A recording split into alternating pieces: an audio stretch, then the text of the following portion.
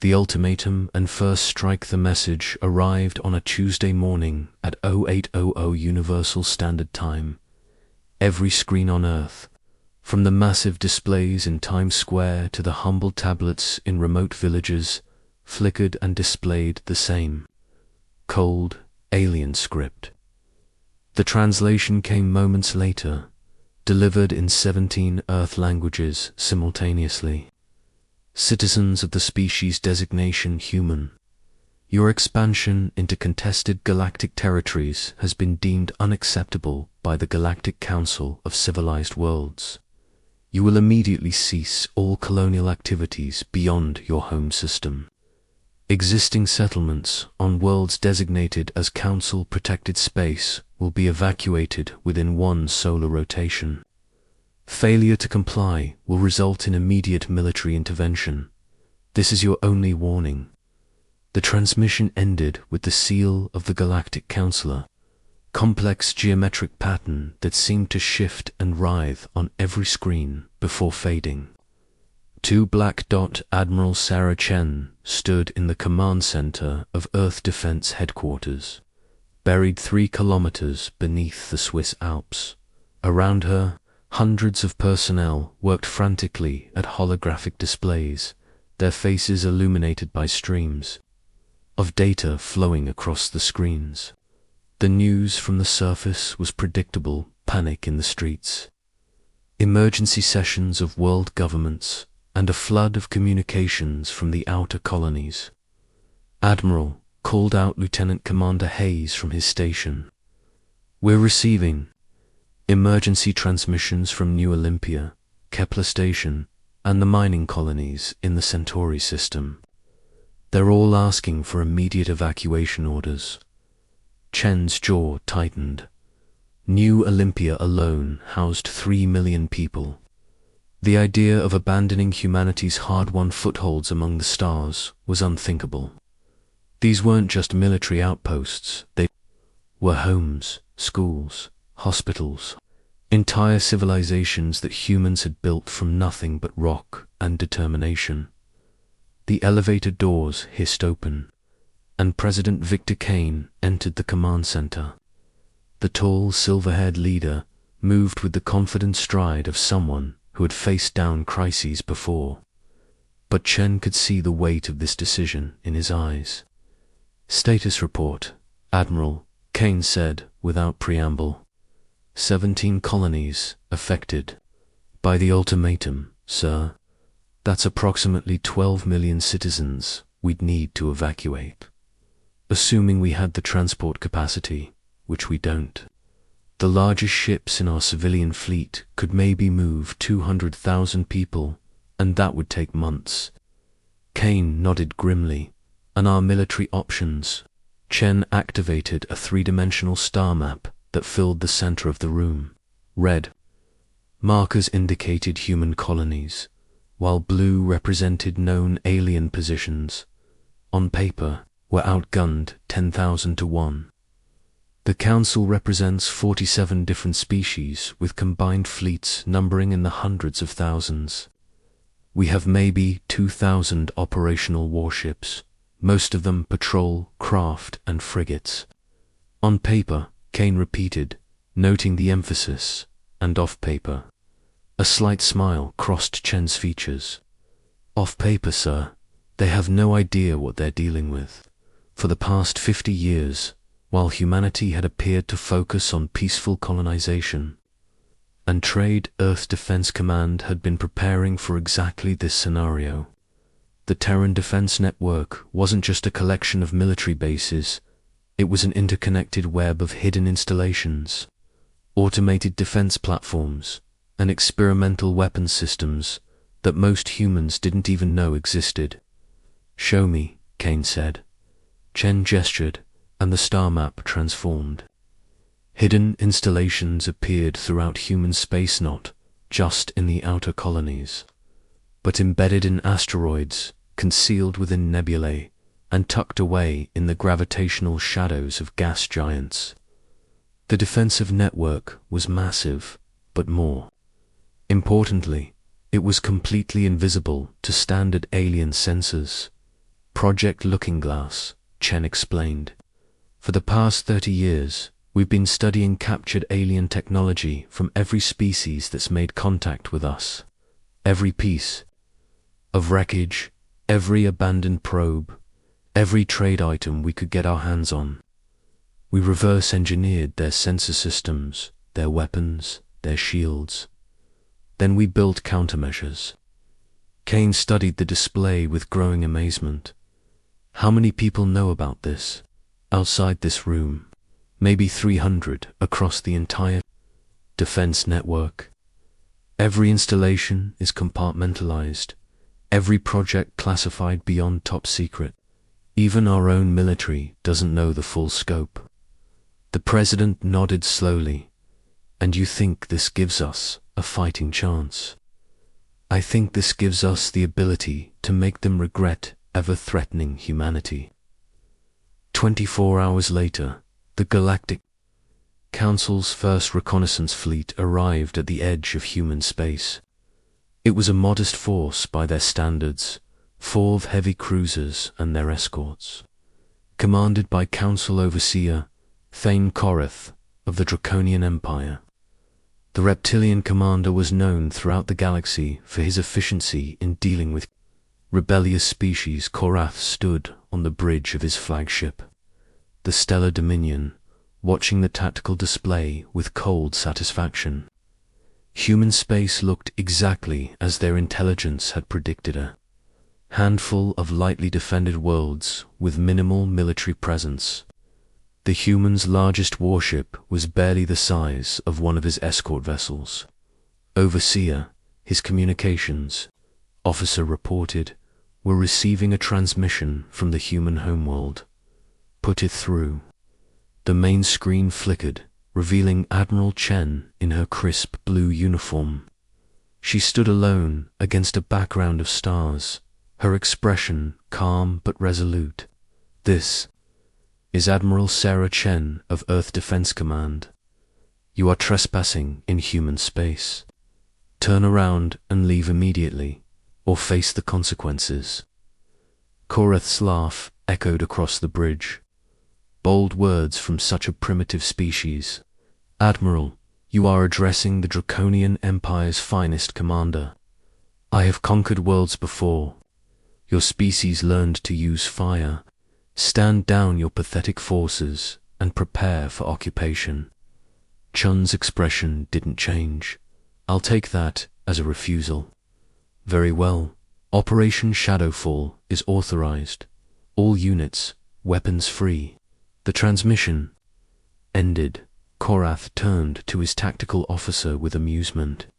Scanned for human vessels. Let's see what pathetic resistance they can. The words died in his throat as his ship's sensors suddenly went haywire. Alarms blared across the bridge as contact after contact appeared on the tactical display. They weren't ships, they were installations, massive weapon platforms that had been completely invisible just moments before. Where did they come from? Korath demanded. Unknown, sir. They weren't there a second ago. It's like they just materialized out of nothing. The first salvo arrived before anyone could react. Streams of coherent energy lanced out from hidden positions throughout the system, striking the Council fleet with devastating precision. But these weren't conventional weapons. The energy beams seemed to adapt mid-flight, shifting frequency and intensity to penetrate shields that should have been impervious. The Righteous Fury, one of Korath's heavy cruisers, simply ceased to exist. One moment it was there, the next it was a expanding cloud of superheated plasma. 2 more ships followed in rapid succession, their shields collapsing like paper before the human weapons.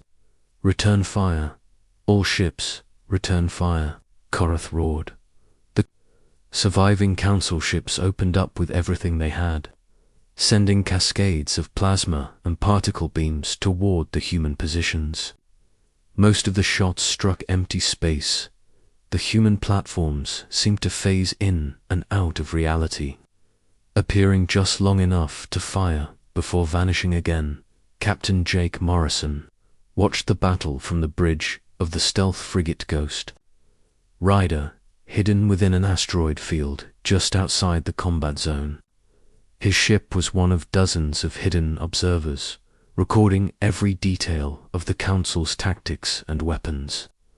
"Sir," his tactical officer reported, "the Council fleet is breaking off. They're retreating to the edge of the system." Morrison nodded. "Good.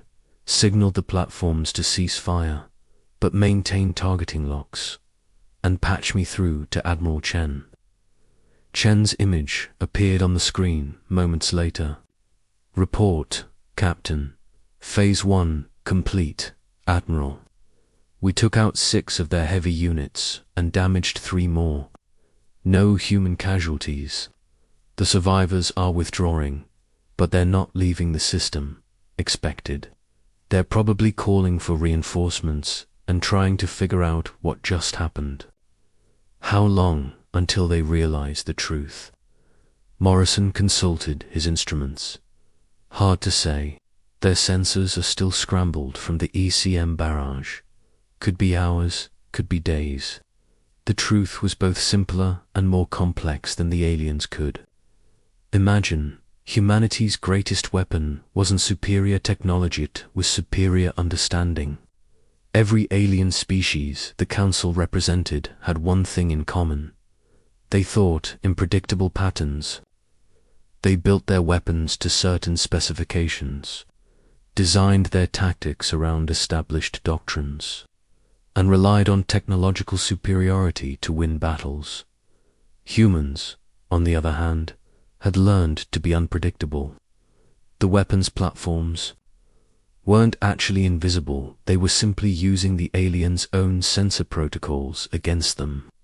By broadcasting the right combination of signals, the platforms could convince alien sensors that they were empty space, asteroid fragments, or cosmic background radiation. The hunt begins 2 weeks after Admiral Chen's declaration of war. The galaxy was beginning to understand the magnitude of their mistake.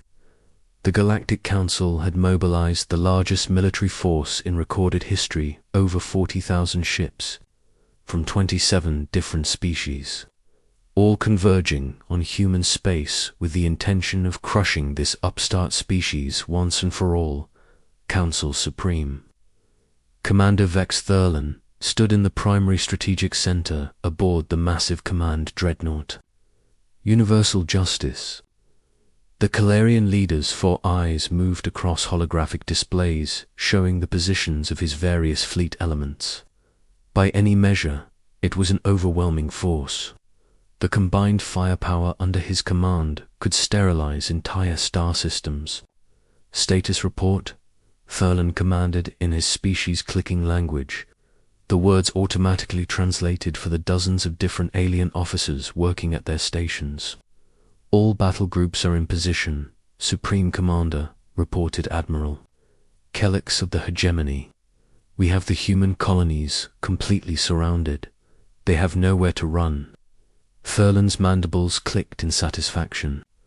The strategy was simple and proven: mass overwhelming force at key points. Crush any resistance and establish occupation governments. It had worked on hundreds of worlds across the galaxy.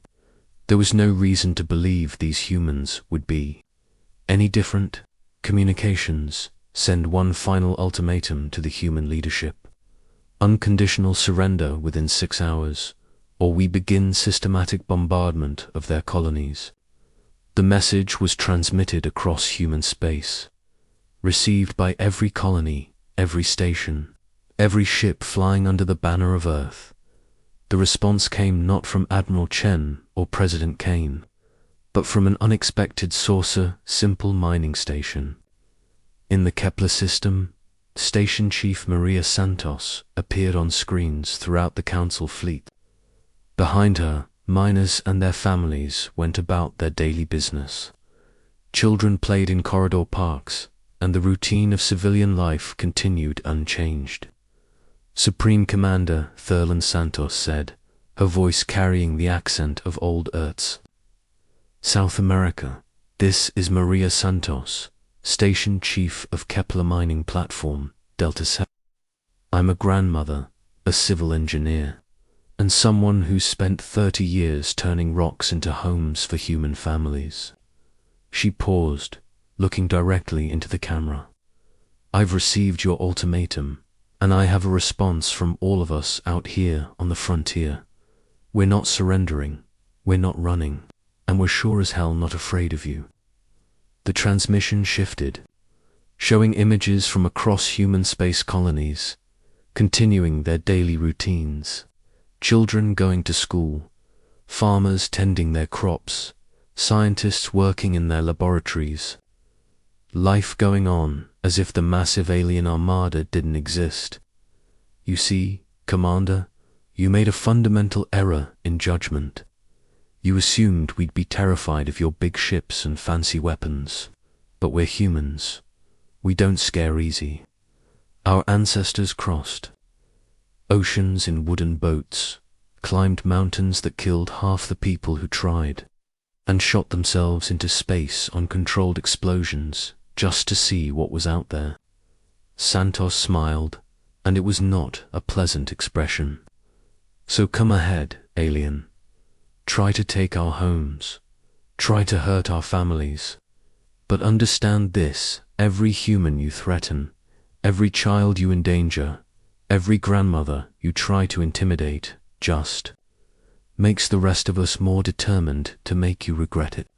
The transmission ended, leaving the Council fleet to contemplate the defiance of a mining station that should have been begging for mercy. Thurlan's clicking grew more aggressive. Arrogant primitives.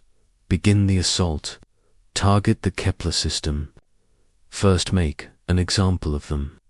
What happened next would be studied in military academies for centuries to come. The Council's first battle group, composed of over 3,000 ships, moved into the Kepler system in perfect formation. Their sensors showed exactly what they expected: a handful of human patrol boats, some automated defense platforms, and the mining stations themselves. Easy targets. The human response was swift and devastating. The first indication something was wrong came when the Council's lead destroyers simply vanished. Not destroyed, vanished. One moment they were there on sensors, the next they had disappeared completely from all detection methods. Report, Thurlan demanded from his command ship. Unknown, sir. The ships just ... stopped existing. No explosion. No debris, nothing. Before anyone could respond, the missing destroyers reappeared directly in the middle of the Council formation. But now they were broadcasting human identification codes and firing on their former allies with their own weapons. The phenomenon spread like a virus through the Council fleet. Ships would disappear, then reappear minutes later as part of the human defense force. Within an hour, nearly a quarter of the Council's ships were turning their guns on their former comrades. Captain Carson watched the chaos from his new flagship, the captured Draconian heavy cruiser he'd renamed Karma, around him. A mixed crew of humans and reprogrammed Alien A is worked with deadly efficiency. Status on the capture protocol. Morrison asked his new tactical officer, a former mining engineer named Liu, who'd volunteered for the most dangerous assignment in human history. 93% success rate, sir. The alien AI systems are remarkably easy to hack once you understand their base code structure. It's like they never considered the possibility of someone rewriting their fundamental programming. Morrison nodded. The Ghost Protocol was humanity's most audacious military strategy. Rather than trying to match the Council's numerical superiority, human forces had instead focused on turning that superiority against itself. Specialized boarding teams equipped with advanced hacking equipment would infiltrate enemy ships, not to destroy them, but to capture their AI systems and turn the vessels into human assets. The aliens' reliance on artificial intelligence for ship operations, which had seemed like a tactical advantage, had become their greatest weakness. Human programmers, who had grown up dealing with constantly evolving computer viruses and malware, proved remarkably adept at rewriting alien code. But the captured ships were only part of the strategy. Sir Liu reported, "We're receiving targeting data from the asteroid field. Looks like we've got company." The Kepler system's asteroid belt had seemed empty when the Council fleet arrived. Now it revealed itself to be the most heavily fortified region of space in human history. Asteroids that had appeared to be simple rocks suddenly opened like flowers, revealing massive railgun installations and missile batteries. But these weren't fixed fortifications. As the Council fleet watched in growing horror, the asteroids began to move, accelerating toward the alien ships with impossible speed. Each one was actually a massive mobile weapons platform, designed to look like natural debris until the moment of attack. Supreme Commander Thurlon watched his carefully planned assault dissolve into chaos. His ships were being captured, destroyed, or simply disappeared by an enemy that seemed to be everywhere and nowhere at once. The humans weren't fighting a conventional battle, they were orchestrating a symphony of destruction that turned every advantage the Council possessed into a liability. "All ships, withdraw to minimum safe distance," Thurlon ordered. "Reform the battle line," and his words were cut off as the universal justice shuddered under impact. But the ship's shields were still up, its armor intact. The collision hadn't come from outside. "Sir," his tactical officer reported in a trembling voice, "something just materialized inside our cargo bay." The thing that had appeared was a single human soldier in powered armor, but she wasn't carrying weapons. Instead, she held a simple recording device and a small package. The soldier activated the device, and Admiral Chen's voice filled the command bridge. "Supreme Commander Thurlon, this is Admiral Sarah Chen of Earth Defense Command. By now you've realized that you've made a serious error in judgment. Our forces have captured or destroyed approximately 8,000 of your ships.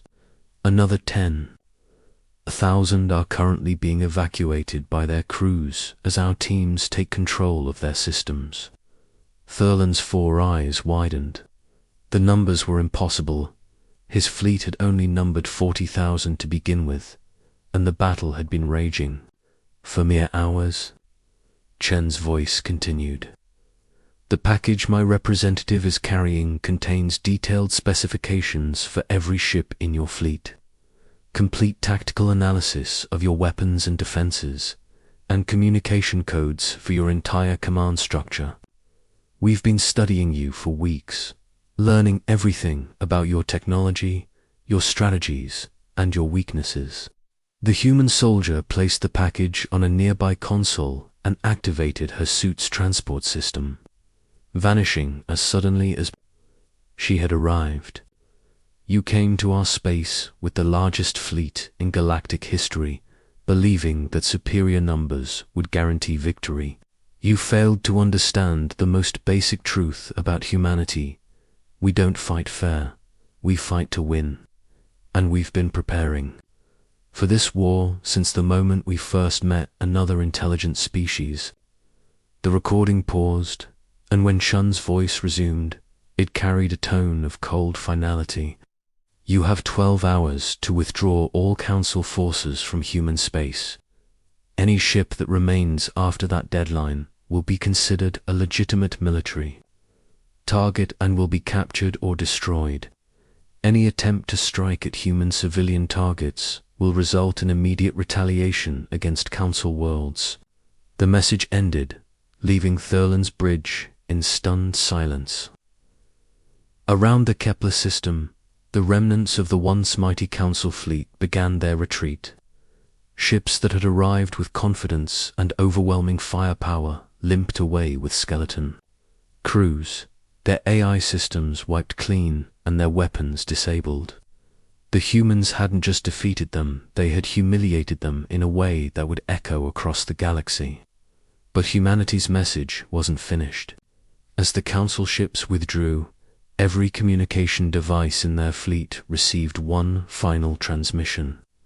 This time, it wasn't from Admiral Chen or any military commander. It was from the miners, farmers, teachers, and families living in human space. The message was simple, broadcast in every language the Council recognized. We are human, we are not afraid. We are not alone, and we remember. Attached to each message was something the galaxy had never seen before: comprehensive database of human art, music, literature, and history. Not military secrets or tactical information, but the cultural treasures that defined what it meant to be human. Stories of courage in the face of impossible odds.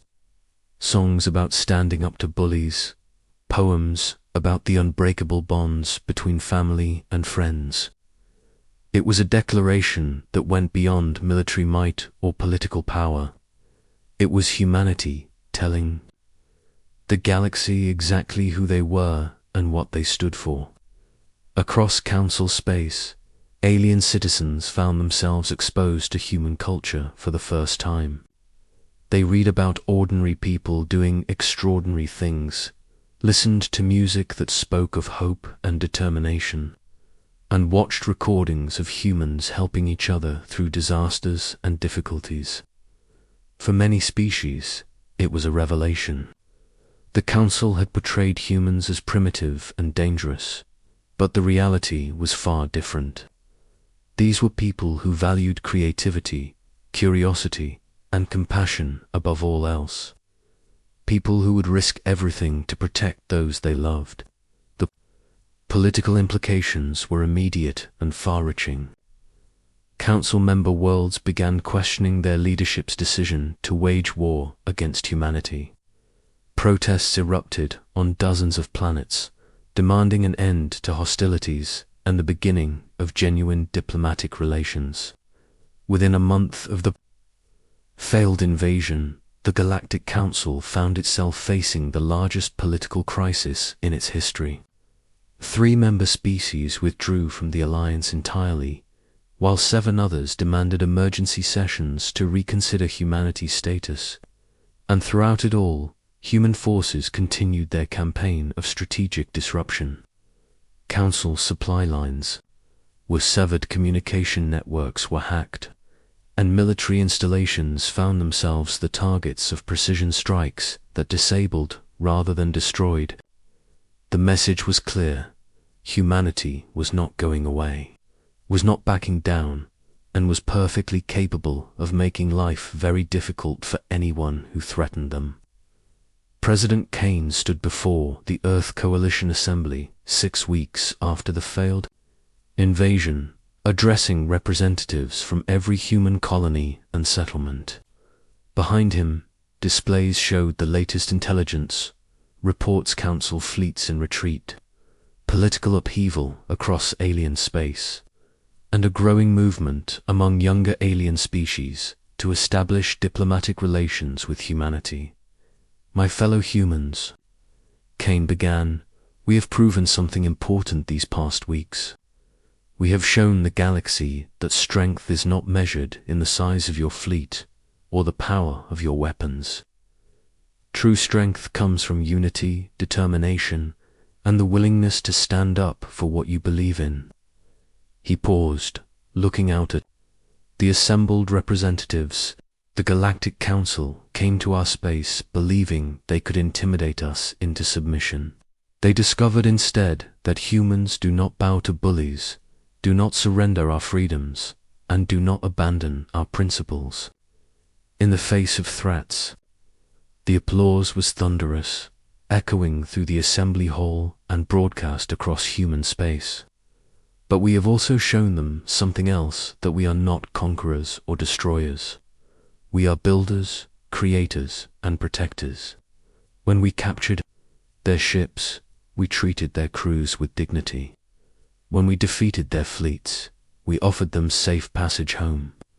When they threatened our families, we responded with measured force designed to disable rather than destroy. Kane's voice grew stronger, carrying the conviction of a species that had found its place in the galaxy. This is who we are. This is what it means to be human. We do not seek to dominate others, but we will not be dominated ourselves. We extend our hand in friendship to all who approach us with peace, but we will defend ourselves against any who bring us war. As the assembly erupted in cheers, similar scenes played out across human space. From the mining platforms of Kepler to the agricultural worlds of the Centauri system, humanity stood united in its declaration to the galaxy. The war that was supposed to crush human expansion had instead announced humanity's arrival as a major galactic power. More importantly, it had established the principles that would guide human interactions with alien species for generations to come. The Galactic Council had issued its ultimatum, expecting compliance and submission. What they received instead was a lesson in human nature that would reshape the balance of power throughout the galaxy. The age of humanity among the stars had truly begun.